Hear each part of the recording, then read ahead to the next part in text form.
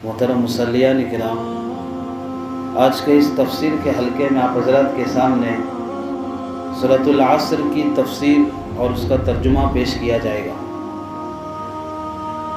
قبل اس کے کہ میں آپ حضرات کے سامنے سورہ عصر کی تفسیر اور اس کا ترجمہ شروع کروں، میں آپ حضرات کی خدمت میں آپ کے سامنے اس سورہ سے متعلق 3 بنیادی باتیں رکھنا چاہتا ہوں۔ تو ان 3 باتوں میں سے پہلی بات وہ اس طرح سے ہے کہ عربی زبان کے اندر ایک لفظ آتا ہے والعصر۔ کون سا لفظ آتا ہے؟ والعصر۔ چونکہ اردو میں اس کا معنی زمانے کے ہے، اردو میں اس کا معنی کیا ہے؟ زمانے کے ہے۔ اور اس سورہ کے پہلی آیت میں زمانے کی قسم کھائی گئی ہے، تو اس اعتبار سے اور اس مناسبت سے اس سورہ کا نام سورۃ العصر رکھا گیا ہے۔ آگے حضرت مولانا لکھتے ہیں کہ سورۃ العصر اگرچہ قرآن کریم کی مختصر ترین سورت ہے جو صرف 3 آیتوں پر مشتمل ہے۔ کتنے آیتوں پر؟ 3 آیتوں پر مشتمل ہے۔ اگر غور کریں قرآن کریم کے اندر سورہ فاتحہ کے بعد کون سی سورہ آتی ہے؟ سورہ فاتحہ کے بعد کون سی سورہ آتی ہے؟ معلوم ہے آپ لوگوں کو؟ کون سی سورہ آتی ہے؟ سورہ بقرہ آتی ہے۔ کون سی سورہ آتی ہے؟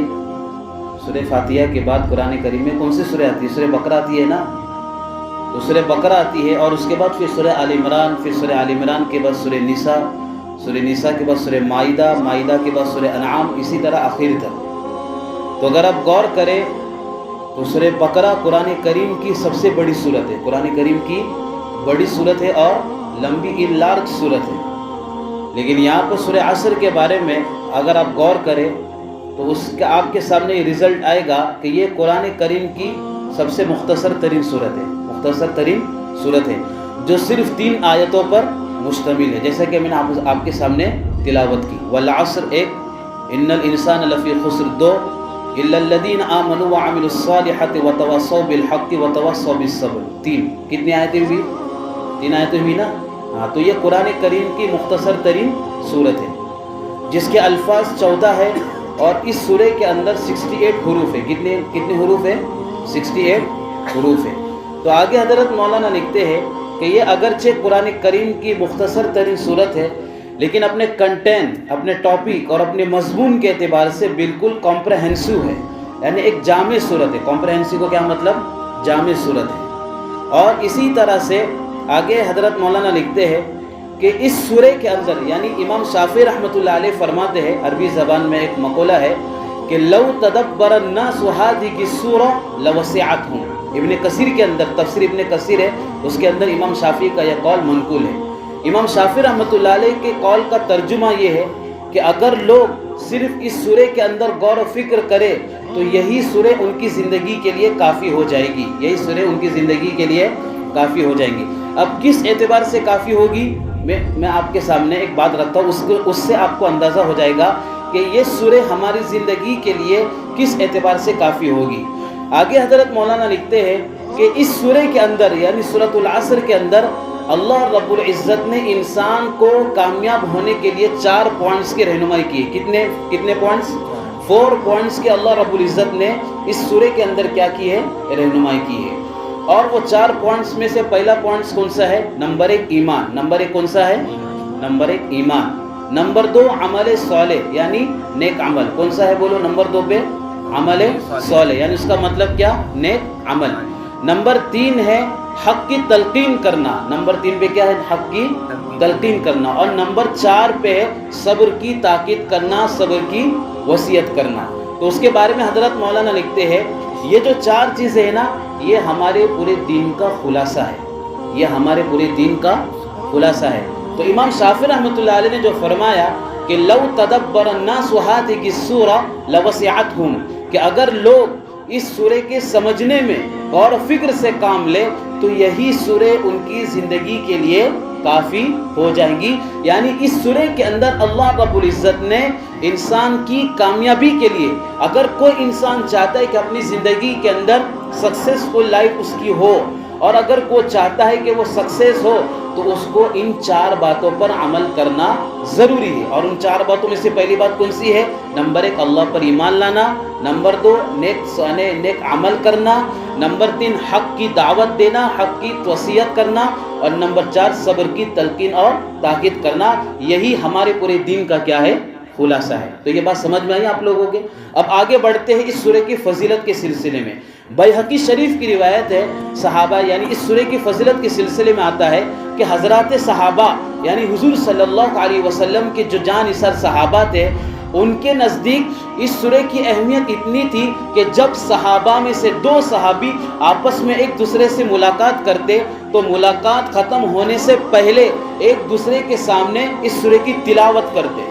ایک دوسرے کے سامنے اس سورہ کی کیا کرتے؟ تلاوت کرتے. جیسے مثال کے طور پہ میری ان سے ملاقات ہوئی، یا ان کی ان سے ملاقات ہوئی، ان کی ان سے ملاقات ہوئی، تو ملاقات کرنے سے پہلے یعنی ملاقات میں ہوتا کیا ہے؟ ہم ایک دوسرے سے مصافحہ کرتے ہیں. تو مصافحہ ختم ہونے سے پہلے، ملاقات ختم ہونے سے پہلے ایک آدمی دوسرے آدمی کے سامنے کیا ہے؟ سورۃ العصر کی تلاوت کرتا ہے. تو صحابہ کا یہ معمول تھا کہ جب صحابہ میں سے جب 2 صحابی آپس میں ایک دوسرے سے ملاقات کرتے تو جب تک ملاقات ختم نہ ہو ان میں سے ایک شخص دوسرے شخص کے سامنے اس سورہ کی تلاوت کرتا، پھر سلام کر کے وہ ایک دوسرے سے کیا ہو جاتے تھے؟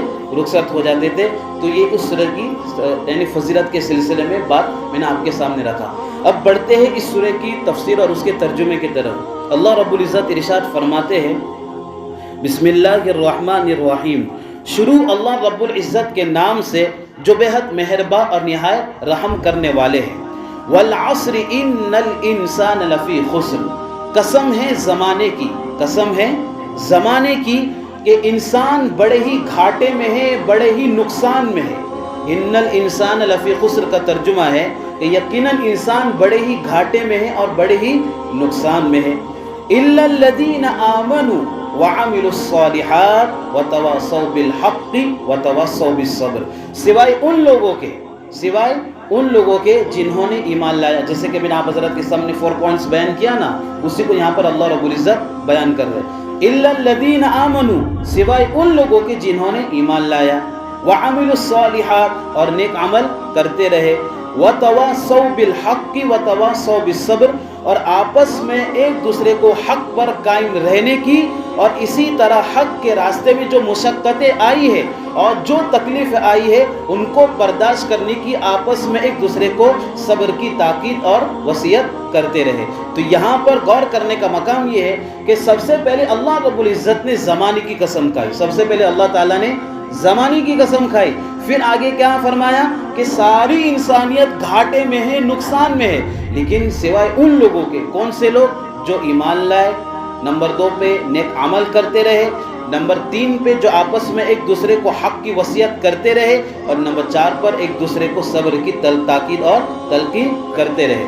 تو اس سورہ کی تفصیل کے ذیل میں حضرت مولانا لکھتے ہیں کہ سب سے پہلے والعصر کو سمجھیں گے کہ والعصر کیا چیز ہے، والعصر کا یعنی اس کا میننگ کیا ہے، اس کا ڈیفینیشن کیا ہے. تو سب سے پہلے اس آیت کریمہ کو لیں گے. تو اس آیت کریمہ کے تفسیر کے ذیل میں حضرت مولانا خالد سیف اللہ لکھتے ہیں کہ اللہ تعالیٰ نے انسان کو دنیا کے اندر جتنی بھی نعمتیں عطا کی ہے تو ان تمام نعمتوں کے اندر اگر کوئی سب سے بڑی نعمت ہو سکتی ہے تو وہ ہے وقت کی نعمت. کون سی نعمت ہے؟ وقت کی نعمت ہے. اور اسی طرح قرآن کریم میں مختلف مقامات پر اللہ رب العزت نے وقت ہی کی قسم کھائی ہے. جیسا کہ پارے ہم کی سورۃ الفجر ہم میں سے تو ہر ایک کو یاد ہوگی. جیسے کہ اللہ رب العزت ارشاد فرماتے ہیں، اعوذ باللہ من الشیطان الرجیم، بسم اللہ الرحمن الرحیم، والفجر ولیال عشر والشفع والوتر واللیل اذا یسر. تو یہاں پر جو اس سورہ کا جو پہلی آیت ہے والفجر، اس کا معنی کیا ہے کہ قسم ہے صبح کی، قسم ہے صبح کی. تو صبح کا اطلاق وقت پر ہوتا ہے کہ نہیں؟ وہ مارننگ پر ہوتا ہے کہ نہیں؟ تو قسم ہے صبح کی.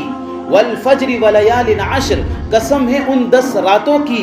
والشفع والوتر، طاعت کی اور جفت کی، اور اسی طرح آخر تک. تو کہیں اللہ رب العزت نے صبح کے وقت کی قسم کھائی، تو کہیں اللہ رب العزت نے رات کے وقت کی قسم کھائی. جیسے کہ سورۃ اللیل ہم میں سارے کو یاد ہوگی، پارے کے اندر ہے. اللہ رب العزت ارشاد فرماتے ہیں، اعوذ باللہ من الشیطان الرجیم، بسم اللہ الرحمن الرحیم، واللیل اذا یغشی والنہار اذا تجلی کہ قسم ہے رات کی جب کہ وہ چھا جائے، والنہار اذا تجلی، قسم دین کی جب کہ وہ روشن ہو جائے۔ اور لیکن یہاں پر اس سورہ کے اندر اللہ رب العزت زمانے کی قسم کھا رہے، کائے کی قسم کھا رہے؟ زمانے کی قسم کھا رہے جو تمام اوقات کو شامل ہے۔ اور یہی رائے حضرت عبداللہ بن عباس رضی اللہ عنہما کی ہے۔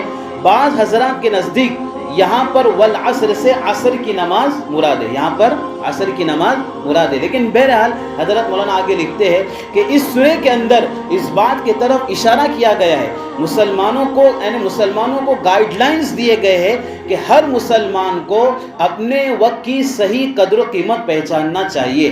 کیا گائیڈ لائن دیے ہوئے کہ ہر مسلمان کو اپنے وقت کی قدر و قیمت پہچاننا چاہیے، اس لیے کہ دنیا و آخرت کی جو کامیابی ہے، دنیا و آخرت کی جو کامیابی ہے وہ اس بات سے متعلق ہے کہ ہر انسان، ہر مسلمان اپنے وقت کا صحیح استعمال کرے اور وقت کو ضائع کرنے سے اپنے آپ کو بچائے، وقت کو ضائع کرنے سے اپنے آپ کو بچائے، یعنی اپنے وقت کا صحیح استعمال کرے کہ دیکھے وقت کے حساب سے میرا کام کون سا ہے۔ اپنے 24 آورز کی جو زندگی ہے، 24 گھنٹے کی جو زندگی ہے، اس کا ایک شیڈیول ہو، اس کے ایک روٹین ہو، اس کا ایک ٹائم ٹیبل ہو، اس کا ایک نظام الاوقات ہو کہ میری 24 گھنٹے کی جو زندگی ہے وہ کس طرح سے مجھے گزارنا ہے۔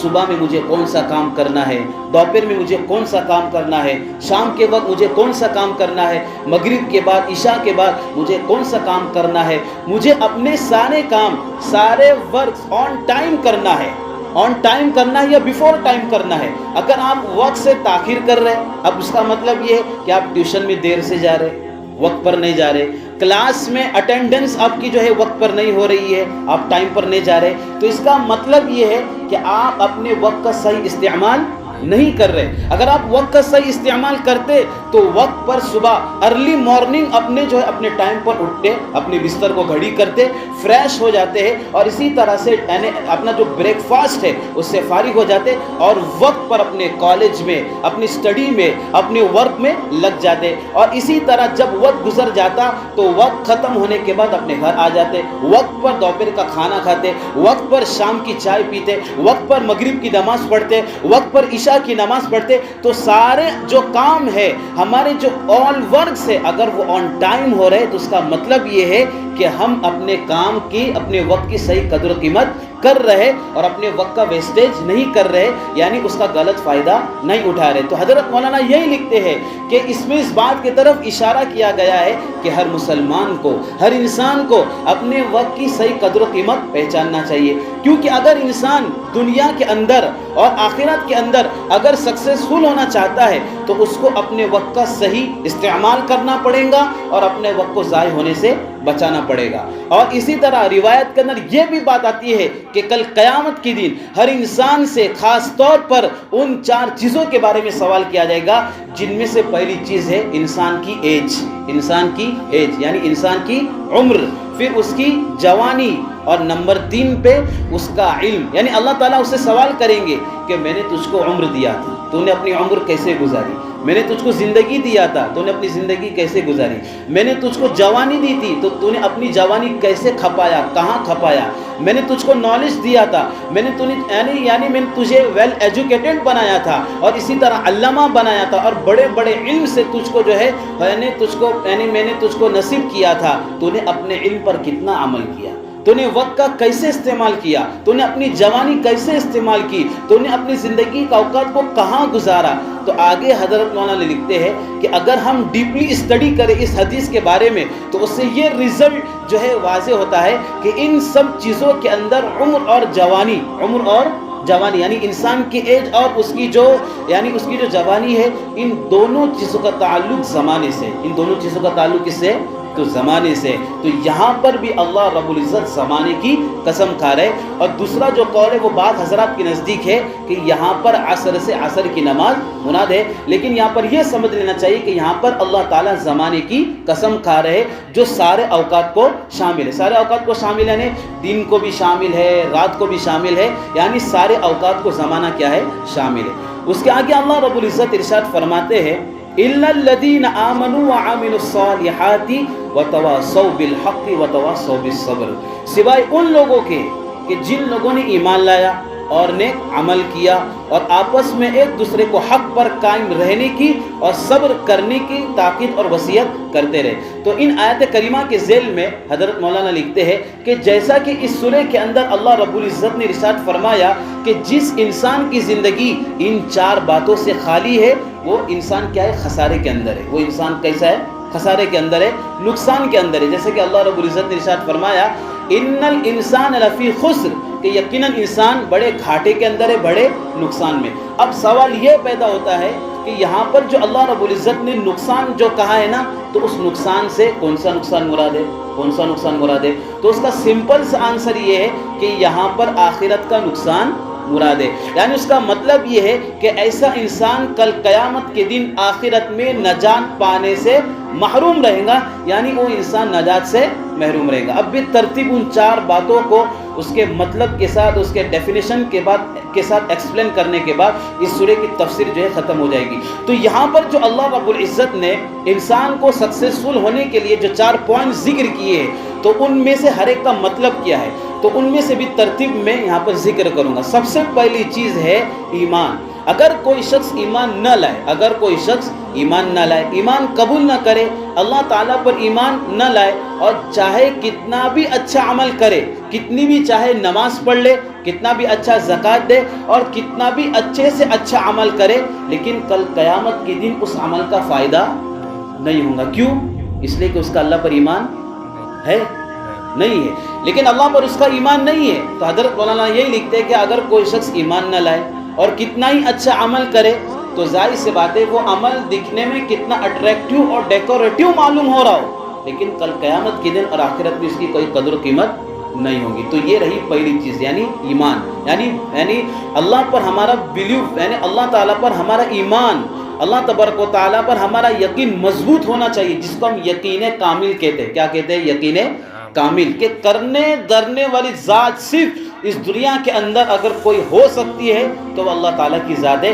ہمارے کرنے سے، ہمارے بولنے سے یا ہمارے کچھ کرنے سے کچھ نہیں ہوتا ہے۔ کرنے دھرنے والی ذات صرف اللہ تعالیٰ کی ہے، وہی کن فیکن کا مالک ہے۔ اگر وہ کسی چیز کے بارے میں کہہ دے وہ چیز ہو جا، تو وہ چیز کیا ہے؟ ہو جاتی ہے۔ اس لیے ہم ہر مرتبہ کہتے ہوئے سنتے ہیں کہ اللہ تعالیٰ خالق ہے، اللہ تعالیٰ مالک ہے، اللہ تعالیٰ رازق ہے، قیامت کے دن کا مالک ہے، وکن فیکن کا مالک ہے۔ تو اس کا مطلب کیا ہے؟ یہ اللہ تعالیٰ کے سارے اوصاف ہیں، یہ اللہ تعالیٰ کے سارے صفتی نام ہے کہ اللہ تعالیٰ نے دنیا کو پیدا کیا، اب تک دنیا کے نظام کو چلا رہا ہے اور تا قیامت تک چلاتا رہے گا۔ بہرحال بات کہیں سے کہیں چلی جا رہی ہے، تو ہم کو یہ سمجھ لینا چاہیے کہ اگر کوئی شخص ایمان نہ لائے اور چاہے کتنا بھی اچھا عمل کرے، لیکن کل قیامت کے دن اللہ تعالیٰ کے نزدیک اس عمل کی کوئی قدر و قیمت نہیں ہوگا، وہ عمل کل قیامت کے دن ویلیویبل نہیں ہوگا۔ تو یہ رہی پہلی چیز۔ دوسری چیز ہے عمل صالح، یعنی نیک عمل۔ نیک عمل سے مطلب یہ ہے کہ وہ جو حکم یا وہ جو عمل جس پر ہم عمل کر رہے ہیں، مثال کے طور پہ اللہ تعالیٰ نے جیسے نماز پڑھنے کا حکم دیا، تو گویا کہ ہم اللہ تبارک و تعالیٰ کے حکم پر عمل کر رہے ہیں۔ تو اب سوال یہ ہے آپ لوگوں سے کہ آپ لوگ جو 5 وقت کی نماز پڑھ رہے ہیں، اس کا جو آرڈر ہے وہ کس کی طرف سے صادر ہوا ہے؟ اللہ کی طرف سے صادر ہوا ہے یا کسی اور کی طرف سے؟ کس کی طرف سے صادر ہوا ہے؟ اللہ تبارک و تعالیٰ، یعنی جو اتھارٹی ہے، جو آرڈر جو پاس ہوا ہے وہ کس ذات کی طرف سے؟ اللہ رب العزت کی طرف سے۔ تو حضرت مولانا لکھتے ہیں کہ عمل صالح کا مطلب یہ ہے کہ اللہ تعالیٰ نے اس چیز کا حکم دیا ہو، اللہ تبارک و تعالیٰ کی طرف سے اس کی اتھارٹی ملی ہو، وہ آرڈر اللہ تبارک و تعالیٰ کی طرف سے پاس ہوا ہو، اور جس طریقے پر ہم عمل کر رہے، یعنی جو طریقہ ہے وہ طریقہ نبی آخر الزماں حضرت محمد صلی اللہ علیہ وسلم کا ہو، اور اس عمل کے ذریعے سے، اس ایکٹ کے ذریعے سے ہمارا جو انٹینشن ہونا چاہیے وہ اللہ رب العزت کی رضا، وہ خوشنودی ہونی چاہیے، اللہ تعالیٰ کی رضا وہ خوشنودی ہونی چاہیے۔ اب اس کا میں مثال کے طور پہ فار ایگزامپل آپ یہ سمجھ لیجئے کہ جیسے آپ جو ہے فجر کی نماز پڑھ رہے، کون سی نماز پڑھ رہے؟ فجر کی نماز پڑھ رہے۔ اب فجر کی نماز کو آپ ایسی لوڑی لنگڑی سو کے ایسی پڑھیں گے تو آپ مجھے بتاؤ کہ آپ کی نماز ہوگی؟ نماز ہوگی۔ لیکن اگر آپ وہی نماز اخلاص کے ساتھ، خشوع کے ساتھ اور اللہ تبارک و تعالیٰ کے سامنے کھڑے رہنے کے خوف کے ساتھ، حضوری قلب کے ساتھ پڑھیں گے تو ایسی نماز اللہ تعالیٰ کیا قبول ہوں گی۔ تو حضرت مولانا لکھتے ہیں کہ وہ جو حکم ہو وہ اللہ تبارک و تعالیٰ کا حکم ہو، اور طریقہ the last prophet messenger صلی اللہ علیہ وسلم کا ہو، اور اس عمل کے ذریعے سے جو ہمارا ارادہ اور انٹینشن ہو وہ کیا ہو، اللہ تبارک و تعالیٰ کی رضا و خوشنودی ہو۔ آگے حضرت مولانا لکھتے ہیں کہ اگر ان تین باتوں میں سے کون سی بات، کہ ایک تو اللہ تعالیٰ کا حکم ہو، طریقہ نبی پاک صلی اللہ علیہ وسلم کا ہو، اور اس عمل کے ذریعے سے اللہ تعالیٰ کی رضا و خوشنودی مقصود ہو، اگر ان تین باتوں میں سے اگر کوئی بات بھی ہماری اس عمل کے اندر نہیں پائی جا رہی ہے تو وہ عمل دکھنے میں کتنا ہی اچھا ہو، کتنا ہی بھلا معلوم ہو رہا ہو، اللہ تعالیٰ کے عمل قابل قبول نہیں ہوگا، اللہ تعالیٰ کے ایسا عمل قابل قبول نہیں ہوگا۔ اس لیے آپ لوگوں نے ایک لفظ سنا ہوگا، عربی زبان میں ایک لفظ آتا ہے بدعات۔ کون سا لفظ آتا ہے؟ بدعات۔ بدعات سنگولر ہے لیکن اس کا پلیورل کیا ہے؟ بدعات۔ اور اس کے ساتھ اور ایک جو اس کے بازو میں اور ایک لفظ جو اٹیچ ہوتا ہے خرافات، بدعات و خرافات۔ تو بدعات کو شریعت کے اندر اس لیے اوائڈ کیا گیا ہے اس لیے کہ وہ دکھنے میں تو اچھا یعنی اٹریکٹیو معلوم ہوتا ہے، لیکن رزلٹ کے اعتبار سے، انجام کے اعتبار سے اس کے اندر وہ طریقہ اور وہ راستہ اختیار نہیں کیا جاتا ہے جو طریقہ نبی پاک صلی اللہ علیہ وسلم کا بتلایا ہے۔ تو چار چیزوں میں سے پہلی چیز کون سی ہے؟ ایمان، اور دوسری چیز کون سی ہے؟ عمل صالح۔ اب تیسری چیز کیا ہے؟ تواصی بالحق، یعنی آپس میں ایک دوسرے کو حق پر قائم رہنے کی، یعنی اللہ تبارک و تعالیٰ کی وحدانیت کو قبول کرنے پر ایک دوسرے کو حق کی وصیت، یعنی ایک دوسرے کو حق کی دعوت دینا۔ اب اس کا مطلب کیا ہے؟ اس کا مطلب یہ، اس کا ڈیفینیشن یہ ہے کہ آپس میں ایک دوسرے کے سامنے حق کی دعوت دینا، ایک دوسرے کو حق کی دعوت دینا۔ اگر کوئی شخص ایمان نہ لا رہا ہو، اگر کوئی شخص ایمان نہ لا رہا ہو تو اس کو ایمان قبول کرنے کی دعوت دینا، یعنی اس کو ایمان کی طرف ترغیب دلانا۔ اگر کوئی شخص عمل نہ کر رہا ہو، آپ دیکھ رہے ہیں کہ یہ نماز نہیں پڑھ رہا ہے، تو سب سے پہلے آپ کی ذمہ داری یہ ہے کہ آپ اپنے قریبی دوست کو، اپنے رشتہ دار کو، اپنے کلاس میٹ کو، اپنے بیچ میٹ کو، اور اسی طرح اپنے کلاس فیلو کو دیکھ رہے ہیں اگر آپ وہ نماز نہیں پڑھ رہے تو سب سے پہلے کس کی ذمہ داری ہے؟ اس کو نماز کی طرف ترغیب دلانے کی۔ جو دیکھ رہا ہے اسی کی تو ہے۔ تو ظاہر سی بات ہے، اس کا مطلب یہ ہے کہ آپس میں ایک دوسرے کو حق کی طرف دعوت دی جائے۔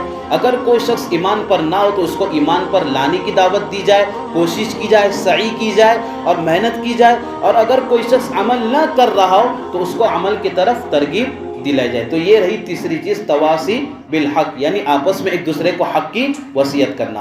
اور چوتھی چیز ہے تواصی بالصبر، تواصی بالصبر، یعنی صبر کی تاکید کرنا، صبر کی تاکید کرنا، جس کو ٹولرنس بولتے ہیں، یعنی برداشت کرنا۔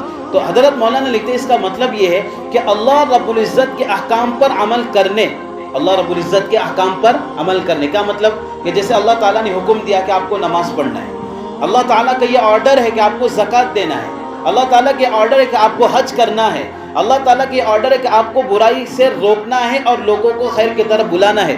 تو یہ آرڈرز ہے، یہ کمانڈز آف گاڈز ہے۔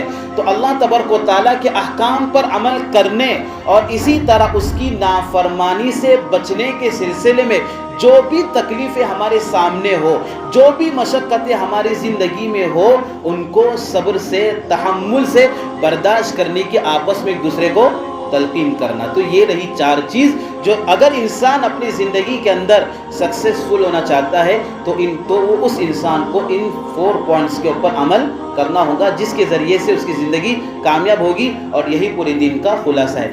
آخر میں حضرت مولانا یہ بات لکھتے ہیں جس کے بعد ہمارے سورۃ العصر کی تفسیر ہو جائیں گی کہ حق کی دعوت دینے کے بعد، جیسا کہ اللہ تعالیٰ نے کہا وَتَوَاصَوْا بِالْحَقِّ وَتَوَاصَوْا بِالصَّبْرِ، کہ حق کی دعوت دینے کے فوراً بعد صبر کی دعوت دینے کے سلسلے میں غالباً اس بات کی طرف اشارہ ہے اور ایما ہے کہ دعوت و تبلیغ کے کام میں، یعنی مثال کے طور پہ دعوت و تبلیغ نہیں، مثال کے طور پہ اگر آپ کسی کو دعوت دے رہے، کسی کو آپ دعوت دے رہے، یعنی دعوت سے مراد یہاں پر بریانی کھانے کی دعوت نہیں ہے، یعنی یہاں پر جو دعوت آپ لوگ یہ نہ سمجھے کہ آپ جیسے شادی کی دعوت اور کھانے کی دعوت، یہ سب مراد نہیں ہے۔ دعوت کا مطلب یہ ہے کہ آپ کسی کو نیک عمل کی طرف ترغیب دلا رہے، کسی کو نیک عمل کی طرف ترغیب دلا رہے۔ تو دعوت کے کام میں، دعوت دینے کے سلسلے میں صبر و تحمل، ٹولرنس جو ہے بڑی ضرورت کی چیز ہوتی ہے۔ اس لیے کہ کبھی کبھار ایسا ہوتا ہے کہ جیسے مثال کے طور پہ میں نے کسی کو جو ہے نماز پڑھنے کی ترغیب دی یا کسی کو اچھے کام کرنے کی ترغیب دی، تو اگر وہ کوکنی مزاج ہوگا تو وہ کیا کہیں گا، توزا مانا سگلا مائیتی،